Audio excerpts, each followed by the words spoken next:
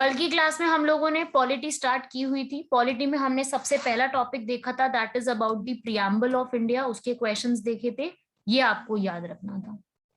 फिर प्रियम्बल के बाद जो टॉपिक आता है कॉन्स्टिट्यूशन में, जो हमसे पूछ लिया जाता है, हमसे एग्जाम में जिससे क्वेश्चन पूछ लिए जाते हैं, वो हमारा टॉपिक है शेड्यूल्स, जो सेकंड नंबर का इंपॉर्टेंट है कॉन्स्टिट्यूशन में, जो पूछते हैं एग्जाम में।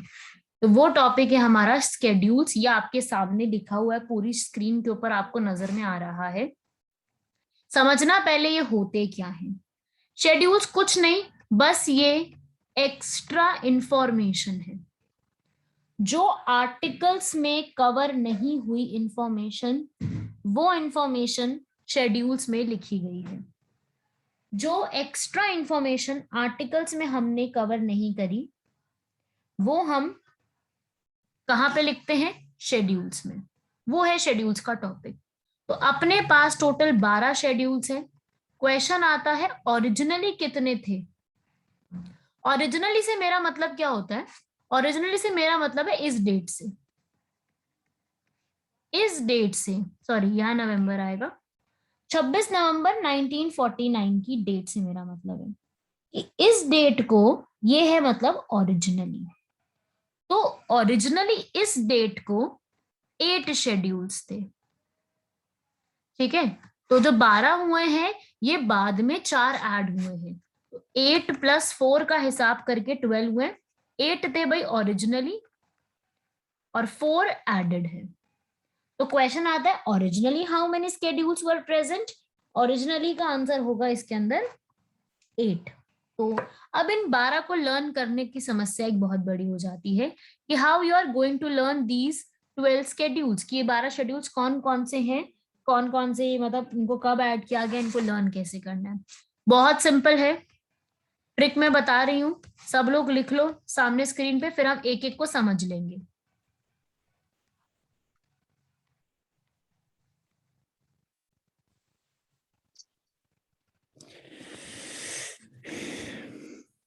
टीयर्स ऑफ ओल्ड पीएम, ठीक है। इसका ऐसा कोई मतलब नहीं है कि मनमोहन सिंह से मेरा कोई मतलब है, ऐसा कुछ नहीं है, ठीक है। बस ये ट्रिक है, हमें और लर्न करनी है। Tears of old PM. T stands for territory, E for emoluments, A for affirmations, R for राज्य सभा,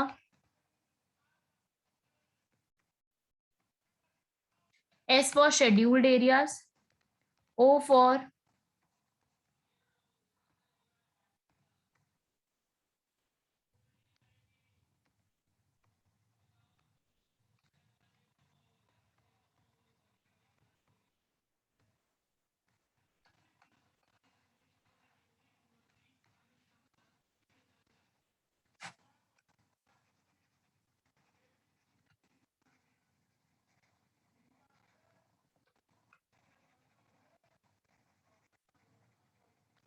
land reforms, official language, D for defection law,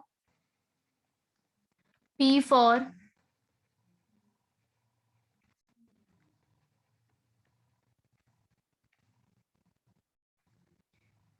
municipality. इस तरीके से अपने 12 शेड्यूल्स प्रेजेंट है। टीयर्स ऑफ ओल्ड पीएम मैं read कर देती हूँ सबकी, जिनको स्पेलिंग्स का कोई इशू हो।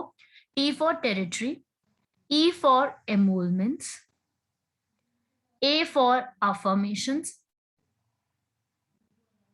R for Rajya Sabha, S for scheduled areas, O for other scheduled areas, F for federal structure, O for official language, L for land reforms, D for defection law, P for panchayat, or M for municipalities. So we are having 12 schedules, जिनमें से 8 were originally present and 4 were added.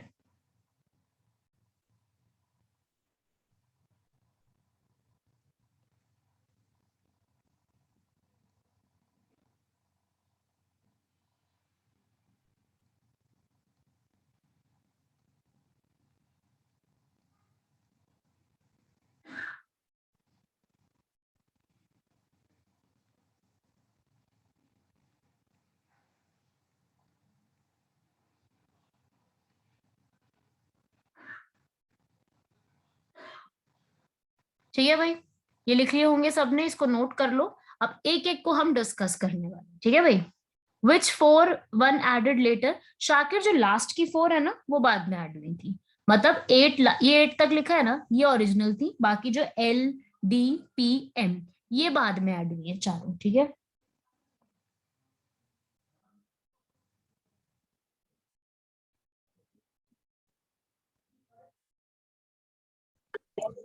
ठीक है भाई, चलो note कर लिया सबने यहाँ तक, जल्दी बताएंगे मुझे।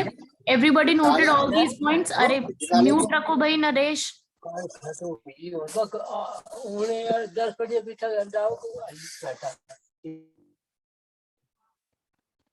हाँ भाई, ये वाले लिख लिए सबने, नोट कर लिए। टीयर्स ऑफ ओल्ड पीएम की ट्रिक, जिससे आपको सारे शेड्यूल्स को लर्न करना है, इसी ट्रिक से पूरा लर्न करेंगे, इसी से समझेंगे हम इसको आगे।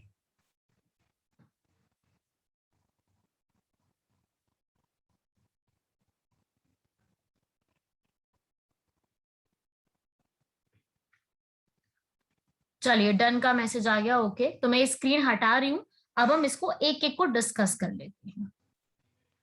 फर्स्ट है अपने पास भाई, जिसका नाम है टेरिटरी। समझना बात को, टेरिटरी का मीनिंग होता है हमारे पास कितना हिस्सा है, इंडिया के पास क्या क्या चीजें हैं। इंडिया की टेरिटरी क्या क्या है, अपने पास 28 स्टेट्स हैं और अपने पास 8 यूटीज हैं, ये है अपने पास। इसी को हम कहते हैं टेरिटरी। मतलब 28 स्टेट्स और 8 यूनियन टेरिटरीज, इसको हम क्या कहते हैं, टेरिटरी। यही चीज कहाँ लिखी हुई है, शेड्यूल नंबर 1 में, कि जितने भी हमारे स्टेट्स यूटीज के नाम, मतलब ये सारी चीजें कंबाइनिंगली करके कहाँ लिख दिया गया है, ये लिख दिया गया टेरिटरी के सेक्शन के अंदर, कि ये हमारे इंडिया में ये स्टेट्स आएंगे, ये यूटीज हैं, ठीक है। क्योंकि आपको पता है चेंज होती रहती है, पहले जम्मू कश्मीर स्टेट था, अब जम्मू कश्मीर यूनियन टेरिटरी बन गया है। तो वो चेंजेस कहाँ किए हमने, वो चेंजेस हमने शेड्यूल नंबर 1 में जाके चेंज किया है, तो उसी को हम शेड्यूल्स कहते हैं। हम जो है यहीं पर जाके चेंज करते हैं, that's why it is territory section, समझे। इसमें कुछ नहीं आपको याद रखना, ये सबसे सिंपल है। इसमें ये याद, इस पे क्वेश्चन भी खैर कभी नहीं पूछा गया, सिर्फ आपको ये समझाने के लिए है, तो ये आपको याद रखना है इसके अंदर, जो कि टेरिटरी का सेक्शन है, ठीक है। शेड्यूल नंबर 1,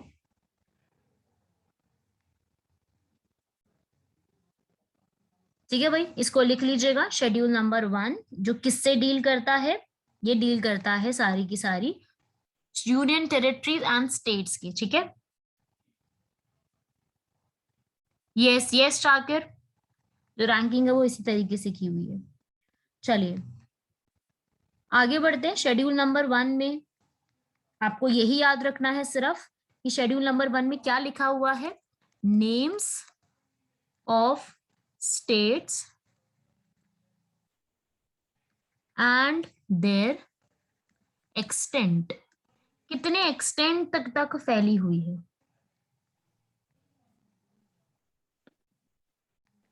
ठीक है। नेम्स ऑफ स्टेट्स और उनका एक्सटेंट, ऐसे ही names of UTs and their extent.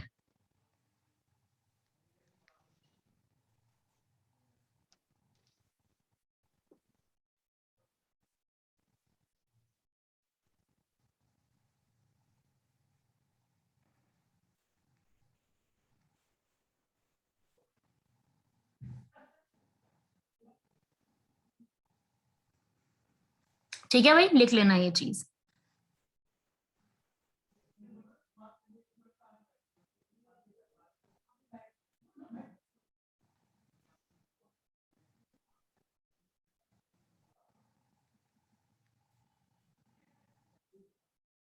Second लिखेंगे भाई, इसके बाद सेकंड शेड्यूल क्या है,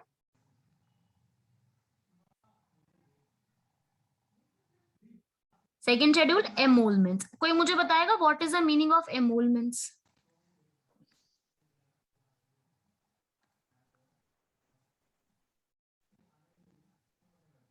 एमोलमेंट्स का मीनिंग होता है salary, exactly, salary and allowances, allowances और प्रिविलेजेस। मतलब extra benefits, allowances, privileges, extra benefits जो है वो यहाँ पर लिखे गए हैं। एमोलमेंट्स में एक्स्ट्रा बेनिफिट्स, एक्स्ट्रा अलाउंसेस, ये सारी चीजें लिखी गई हैं, उसे हम कहते हैं एमोलमेंट्स। ठीक है, याद रखिएगा एमोलमेंट्स में क्या आते हैं, एक्स्ट्रा बेनिफिट्स, एक्स्ट्रा अलाउंसेस। किसके एक्स्ट्रा बेनिफिट्स और किसके एक्स्ट्रा अलाउंसेस, अब आपको ये भी चीज याद रखनी है कि सेकंड शेड्यूल के अंदर एक्स्ट्रा पॉइंट्स क्या लिखे हुए हैं। सेकंड शेड्यूल में एमोलमेंट्स के बारे में, किसके सबसे हाईएस्ट पोस्ट कौन सी है अपने पास, प्रेसिडेंट, प्रेसिडेंट के लिखे हैं, वाइस प्रेसिडेंट के लिखे हैं, ठीक है, और किसके लिखे हैं, speaker of Lok Sabha, deputy speaker of Lok Sabha,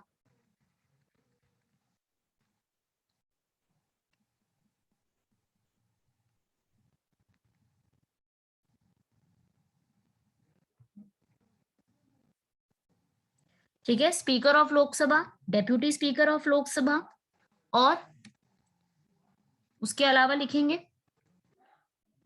governor, नाम तो सबने सुने ही होंगे ये वाले, गवर्नर, जजेस ऑफ सुप्रीम कोर्ट, फिर जजेस ऑफ हाई कोर्ट, फिर CAG। ठीक है, इनकी फुल फॉर्म वगैरह हम सब कुछ आगे की क्लास में करने वाले हैं, डोंट वरी अबाउट दैट, ये सब कुछ अभी हम करेंगे।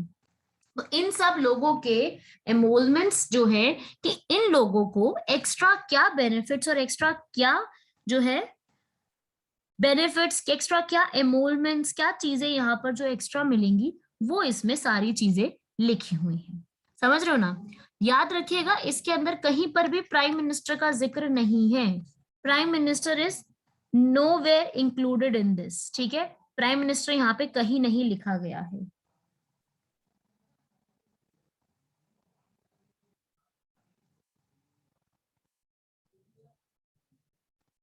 ये लिख लीजिए यहां तक सारी चीजें, फिर मुझे बताइए, फिर आगे बढ़ते हैं।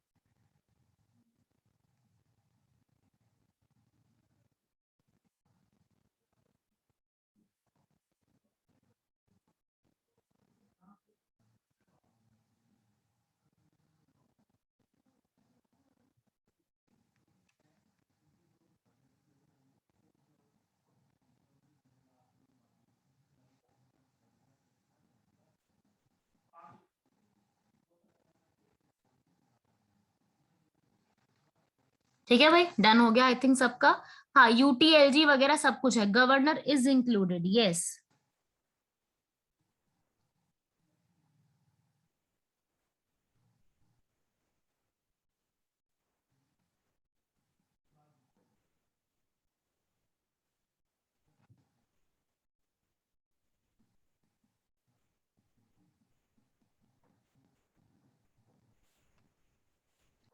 डन भाई, चलिए थर्ड शेड्यूल की हेडिंग बनाएंगे इसके बाद, तो फिर ये आपको याद रखना है।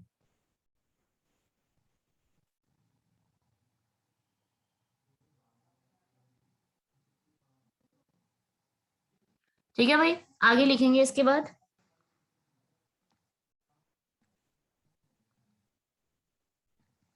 थर्ड शेड्यूल, थर्ड क्या बताता है भाई, अफर्मेशंस। अफर्मेशन का मतलब क्या होता है,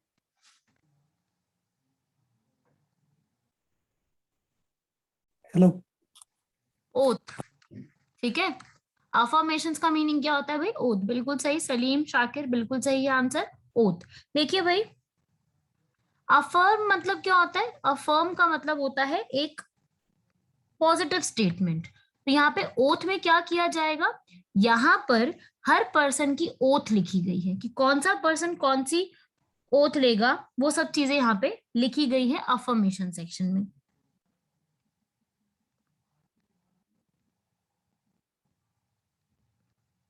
ठीक है भाई, अफर्मेशंस में सारी ये चीजें लिखी गई हैं कि कौन सा पर्सन कौन सी ओथ लेगा और किस तरीके की ओथ की फॉर्म्स लिखी गई हैं, किन किन की, जो जो लोग हमारे इंडिया में ओथ लेते हैं उन सबके ओथ के बारे में यहाँ पे लिखा गया है।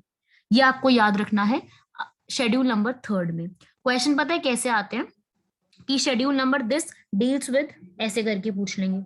ठीक है, तो ऐसी चीजें पूछी जाती हैं इसके अंदर कि मैडम इसमें थोड़ा एग्जांपल देना। क्या बोल रहे हो, एफर, इसमें एग्जांपल देना है, इसमें affirmation। एग्जाम्पल यही है कि जो हमारे पर्सन्स ओथ लेते हैं, हमारे यहाँ पे कौन ओथ लेते हैं, हमारे यहाँ पे हमारे यूनियन मिनिस्टर्स ओथ लेते हैं, हमारे यहाँ पर एमपीज ओथ लेते हैं, एमपी का मतलब हो गया मेंबर ऑफ पार्लियामेंट, ये लोग ओथ लेते हैं। उसके अलावा और कौन ओथ लेता है, जजेस ऑफ सुप्रीम कोर्ट लेते हैं,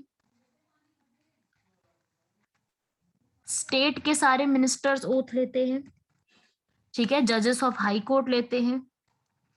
इन सब की ओथ के बारे में जो डिटेल में लिखा हुआ है वो यहाँ पे लिखा है, ठीक है। ये सारी चीजें इसके अंदर लिखी हुई हैं कि कौन सी ओथ किसने लेनी है, लेकिन हमें वो ओथ नहीं पढ़नी है कि ओथ क्या क्या होती है, ओथ हमारे लिए मैटर नहीं करती। The main thing that matters is यहाँ पर जो याद आपको इस तरीके से रखना है कि ऐसी ऐसी ओथ ली जाती है, ठीक है भाई। ये इससे और क्वेश्चन नहीं बनता, कोई क्वेश्चन नहीं पूछा गया है अब तक, सिर्फ यही पूछा जाता है कि अफर्मेशन या ओथ का सेक्शन कहाँ पे लिखा गया है, कौन से शेड्यूल में लिखा गया है। फिर आता है फोर्थ, जिसमें था आर। आर का मतलब क्या बताया था, राज्यसभा, है ना, राज्यसभा। अब आपने नाम तो जरूर सुना होगा राज्यसभा। तो इसमें क्या है, allocation of seats in Rajya Sabha. मैं आरएस करके लिखूंगी शॉर्ट में। राज्यसभा में कितनी नंबर ऑफ सीट्स रहेंगी, राज्यसभा में कितनी नंबर ऑफ सीट्स कहां से रहेंगी, वो सब लिखा हुआ है फोर्थ शेड्यूल में। क्या मतलब हुआ इस बात का, इसका मतलब कि हर स्टेट से कुछ नंबर ऑफ पीपल जो है वो सिलेक्ट किए जाते हैं, ठीक है। तो वो नंबर ऑफ पीपल जो होते हैं उनकी सीट्स कितनी है वो राज्यसभा में लिखी गई है। एग्जाम्पल लेते हैं, आप लोग मुझे ये बताओ राज्यसभा में प्रेजेंटली कितने नंबर ऑफ मेंबर्स हैं 250। प्रेजेंटली, या कितने 250। 250 कह रहे हो, ठीक है। मैसेज में क्या कह रहे हैं, 245, 255, 238। अच्छा ठीक है, सबका अपना अपना हिसाब है, सबने अपनी अपनी चीजें बोली। देखो भाई, राज्यसभा जो है इसमें जो है अभी के हिसाब से 245 है। 2-3 स्टूडेंट्स ने सही भी बताया है 45, ठीक है। टोटल कितने हैं 245। समझना बात को, 245 में 12 लोग प्रेसिडेंट, मैं दोबारा इस दूसरी स्क्रीन पे लिख रही हूँ इसको, 245 है जिसमें से 12 लोग प्रेसिडेंट जो है हमारे वो नॉमिनेट करते हैं प्रेसिडेंट।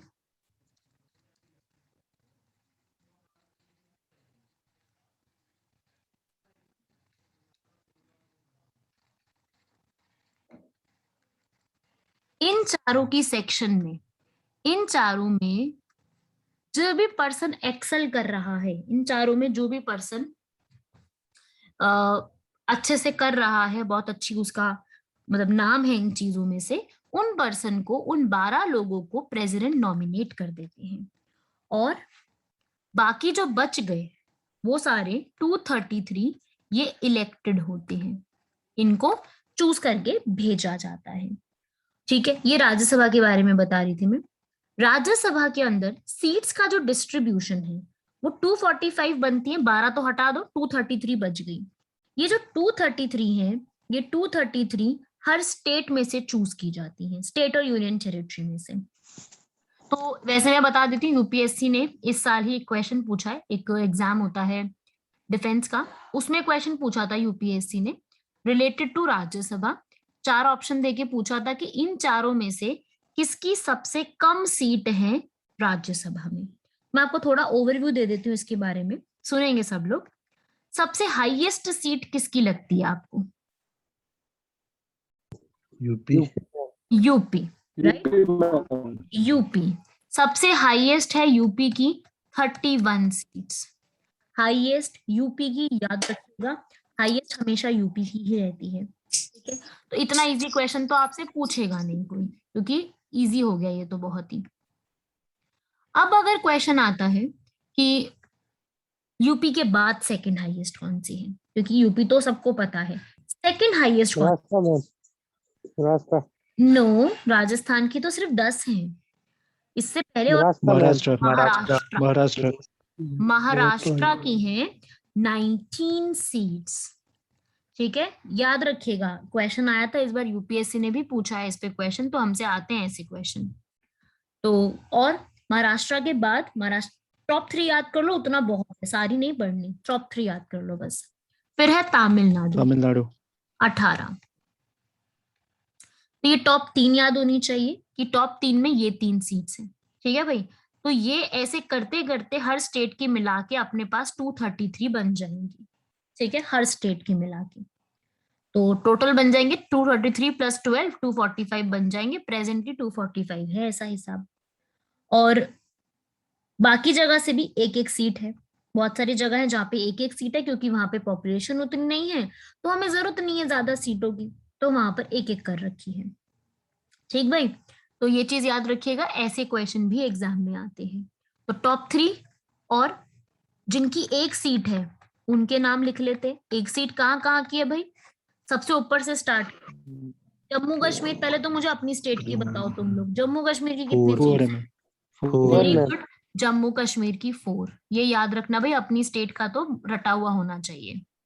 ठीक है, जम्मू कश्मीर की 4 सीट्स हैं।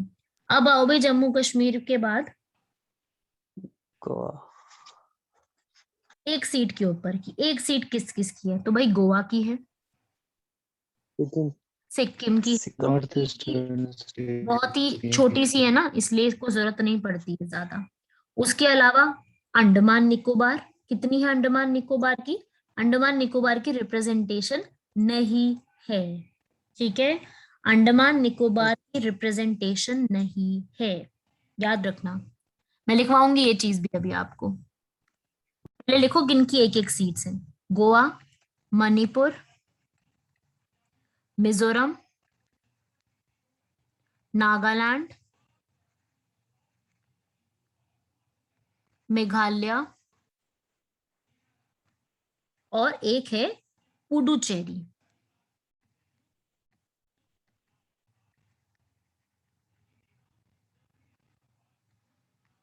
ठीक भाई, ये है आपको जो याद रखनी है सारी, ये एक एक सीट्स वाली स्टेट्स हैं। अब कहाँ पे नहीं है? ठीक है, राज्यसभा की सीट कहाँ पे नहीं है? वो है एक तो अंडमान निकोबार, दमन एंड दीव, लक्षद्वीप, क्या लद्दाख में सीट है? आपका पड़ोसी है Ladakh. No ma'am, no ma'am. ठीक है, ये बच गई ना, और एक बच गई चंडीगढ़। इनके अंदर 9 राज्यसभा सीट्स, 0 है, बाकी लिखी में एक है।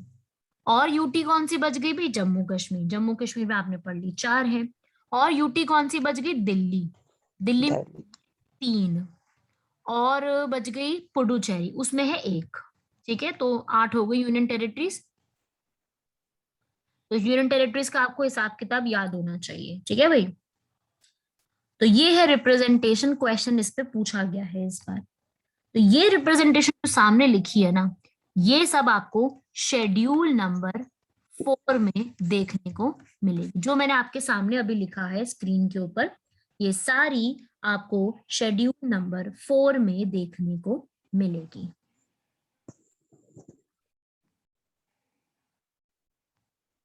ठीक भाई, यहां तक सबका, यहां तक डाउट कोई नहीं है किसी को? ये आपको याद रखना है, किसका कितनी सीट है, किसकी नहीं है, ये भी याद रखना है। ठीक है ना, आते हैं इस पे क्वेश्चंस। स्क्रीन हटा दूं ये वाली? Yes ma'am. Okay, moving on next to 5th schedule. बाकी हम राज्यसभा के बारे में जब हम पार्लियामेंट पढ़ेंगे तब भाई। प्रेसिडेंट की जो 12 साल है। आप म्यूट मत, अनम्यूट मत कीजिए, आपकी आवाज में काफी शोर आ रहा है। आप टेक्स्ट पे लिख दो अपना डाउट। हाँ भाई, 5th शेड्यूल क्या है? Scheduled areas. अब ये शेड्यूल्ड एरियाज क्या चीज होती है, इसको समझ लेते हैं।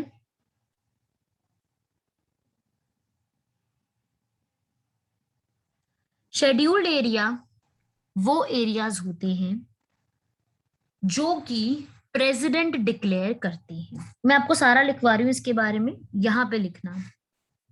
5th शेड्यूल है यहाँ पर, और प्रेसिडेंट जो है, लिखो भाई हेडिंग बना के, president will declare any area as scheduled areas. लेकिन ऐसे अपनी मर्जी से तो कुछ नहीं कर देंगे, there is a specific provision यहाँ पर। क्या? वहां पे एक तो ट्राइबल पॉपुलेशन होनी चाहिए, उस एरिया की पॉपुलेशन ट्राइबल होनी चाहिए, और वहां का जो एरिया है वो अंडर डेवलप्ड हो।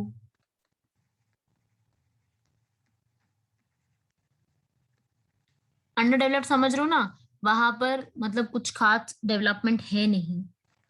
फिर इकोनॉमिक डिस्पैरिटी, मतलब लोगों के पास उतना पैसा नहीं है, बहुत अंतर है, अमीर बहुत अमीर और गरीब कुछ ज्यादा ही गरीब है। ठीक है।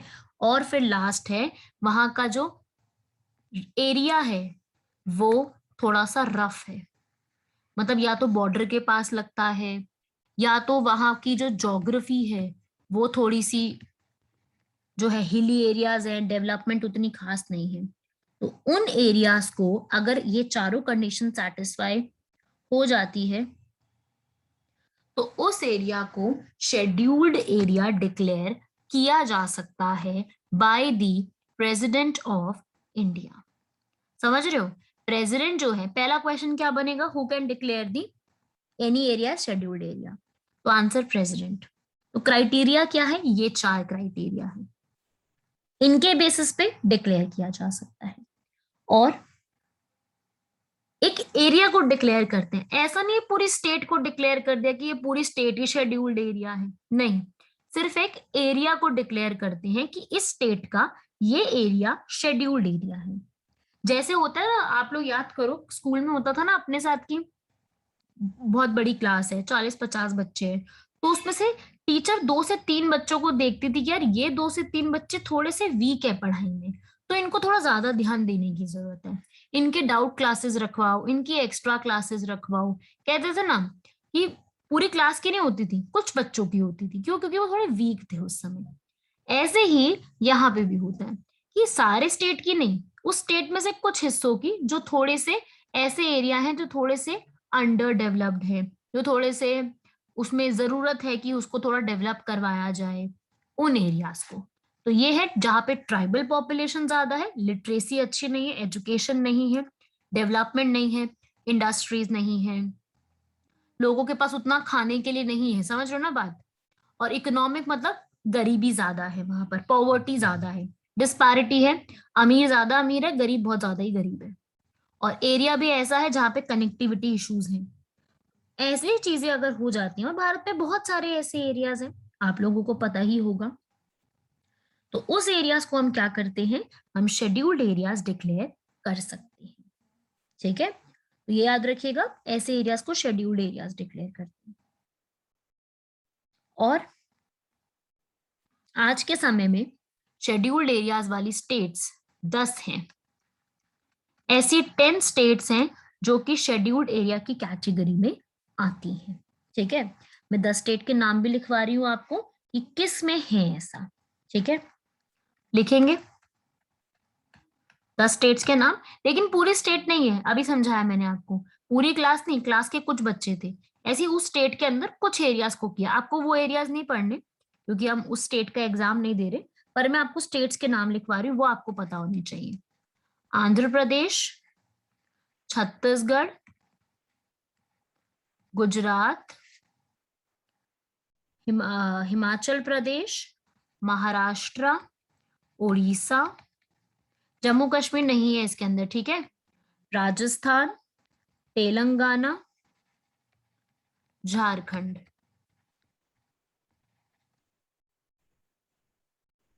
ये 9 हुई है, एक रहती है अपनी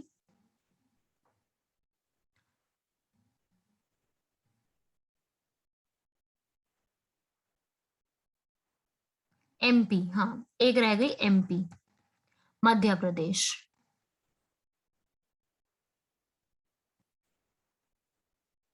हिलाल Malik 12 seats of president nominates parliament, not state, parliament. Parliament के मेंबर्स को नॉमिनेट करते हैं। ओके, लिखेंगे भाई ये इनके साथ है, ठीक है। ध्यान से समझना मेरी बात को। ये 10 स्टेट में क्या लगा हुआ है? Scheduled areas. मतलब ये 10 स्टेट किसके अंडर आती हैं? 5th शेड्यूल में। ये 10 स्टेट। जम्मू कश्मीर किसी में नहीं आती, ना ही, क्योंकि जम्मू कश्मीर का स्टेट स्पेसिफिक एग्जाम है, तो इसलिए मुझे थोड़ा जम्मू कश्मीर पे भी फोकस करके सारी बातें बतानी है। तो जम्मू कश्मीर नहीं आती इसके अंदर, ठीक है। जम्मू कश्मीर इसमें नहीं आती, ना ही जम्मू कश्मीर जो है, बिहार नहीं है सलीम, बिहार को हटा दिया गया है। गुजरात के बाद क्या है? गुजरात के बाद है हिमाचल प्रदेश। तुमने गुजरात लिख दिया, अच्छा गुजरात पूछना चाहते होगे। गुजरात के बाद है हिमाचल प्रदेश, ठीक है भाई। ये है, याद रखिएगा इसको, पूरा पूरा इसको याद रखना, ऐसी ऐसे आती हैं इसके अंदर। अब फायदा क्या है इसमें डालने का? फायदा ये है कि इस स्टेट के अंदर अगर किसी एरिया को शेड्यूल एरिया में डाल दिया गया है, तो वहां पे क्या बनाई जा सकती है? ट्राइब्स एडवाइजरी काउंसिल, शॉर्ट में कहते हैं टीएसी। इन एरियाज में टीएसी बनाई जा सकती है। कौन बनाएगा? गवर्नर। गवर्नर बनाएगा उस स्टेट का क्या? टीएसी।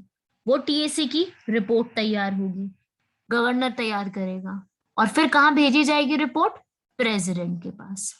सो क्वेश्चन आता है, where do you find the mention of TAC in constitution? कहां पे लिखा है भाई? 5th शेड्यूल में। कहां पे? 5th schedule, TAC.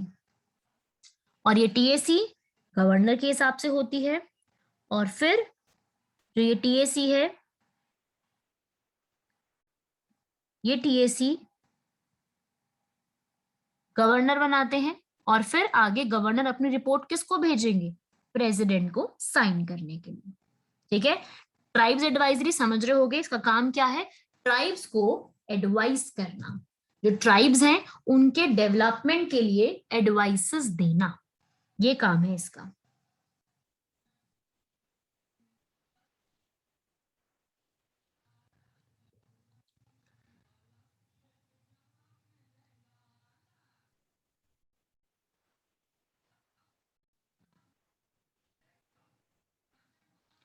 लिख लो भाई यहां तक सारी चीजें, फिर आगे बढ़ते हैं।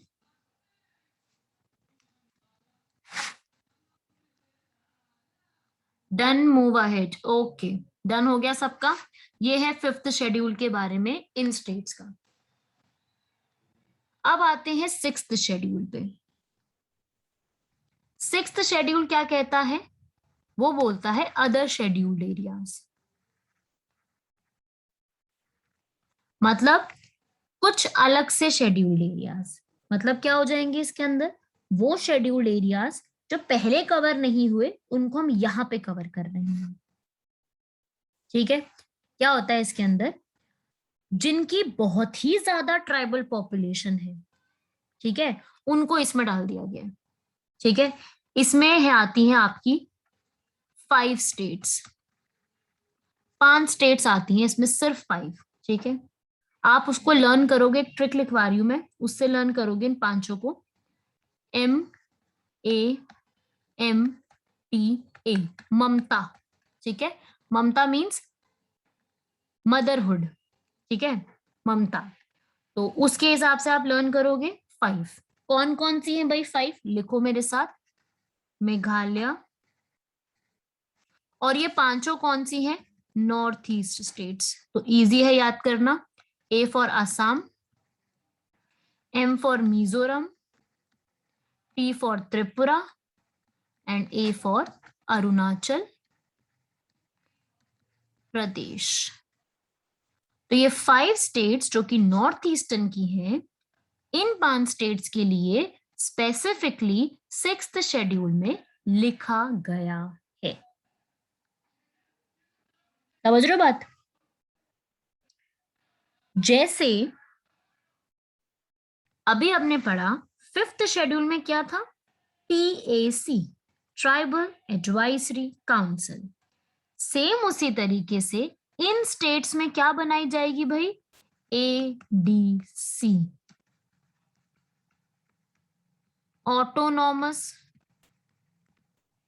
डिस्ट्रिक्ट काउंसिल, ये बनाई जाएगी। समझ रहे हो, ADC, ये आपको याद रखना है। वहां पे TAC थी, यहाँ पे ADC है। सिर्फ इन 5 स्टेट में होगी और कहीं पर भी नहीं होगी, पूरे इंडिया में कहीं नहीं होगी, सिर्फ इन 5 स्टेट्स में है। तो क्वेश्चन